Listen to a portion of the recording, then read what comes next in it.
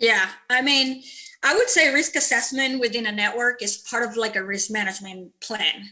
And it is definitely a step or a potential first step that you can start investigating as a plant engineer, right? As a plant engineer, if you own that asset, where do I start? You can start a risk management approach into your network, into what does it look like, and probably one of the first steps within that risk management approach would be that assessment or that risk assessment, or do an assessment of your inventory. And the entire risk of that assessment, or the definition of risk within that assessment, is to, for example, at the network level, you have multiple devices, right, within a SCADA network. It's a manufacturing plant, manufacture X, Y, or Z product. You will want to do the asset inventory.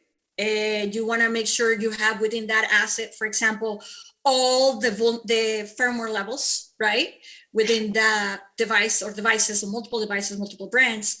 And with having the firmware gives you the vulnerability, right? Gives you what type of vulnerability it is, and even a rank, because if you go to the National Vulnerability Database, those vulnerabilities are ranked. That's what gives you the risk. If your rank high, is a high risk device or access point or so that's open information. Sorry to interrupt. So that's open information that you can find.